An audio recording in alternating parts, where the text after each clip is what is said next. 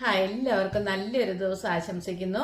വിശുദ്ധ ലൂക്കായുടെ സുവിശേഷം 17-ാം അധ്യായം 20-21 തിരുവചനങ്ങൾ ഇപ്രകാരം പറയുന്നു.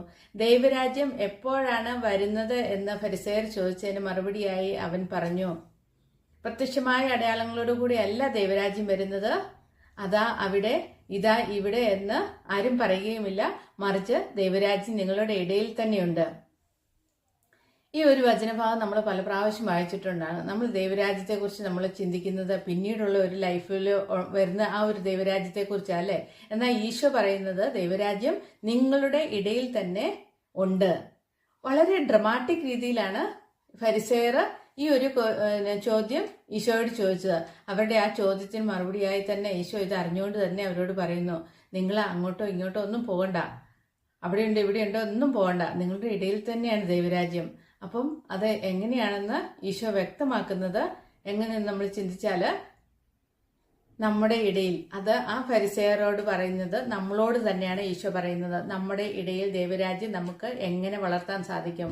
അത് നമ്മുടെ വിശ്വാസത്തിലുള്ള ആ സ്നേഹത്തിലൂടെ, നമ്മുടെ ക്ഷമയിലൂടെ, നമ്മൾ ചെയ്യുന്ന നല്ല കാര്യത്തിലൂടെ, ഓരോ പുണ്യപ്രവൃത്തിയോടെ, അതായത് ഈശോയും നമ്മളും ആയിട്ടുള്ള ആ ഒരു അലൈൻമെന്റ് ശരിയാകുമ്പോൾ നമുക്ക് ദൈവരാജ്യം നമ്മുടെ ഇടയിൽ വരുന്നു. അപ്പം നമ്മൾ ഓരോരുത്തരും ദൈവരാജ്യം വഹിക്കുന്നവരാണ്, ദൈവരാജ്യത്തിൽ ജീവിക്കുന്നവരാണ്. അപ്പം നമ്മൾ ദൈവരാജ്യത്തിൽ ജീവിക്കുമ്പോൾ നമ്മുടെ ഇടയിൽ ആരുണ്ട്? ഈശോയുണ്ട്. അപ്പോൾ ഈശോ ഉള്ളപ്പോൾ ആ ഈശോയെ നമുക്ക് മറ്റുള്ളവർക്ക് കൊടുക്കാനായിട്ട് സാധിക്കും. അങ്ങനെ നമ്മൾ ദൈവരാജ്യത്തിന്റെ വക്താക്കളാകുകയാണ് ചെയ്യുന്നത്. അപ്പോൾ നമ്മളും ദൈവരാജ്യത്തിൽ ജീവിക്കുന്നു, വളരുന്നു, ദൈവരാജ്യം മറ്റുള്ളവർക്ക് കൊടുക്കുന്നു.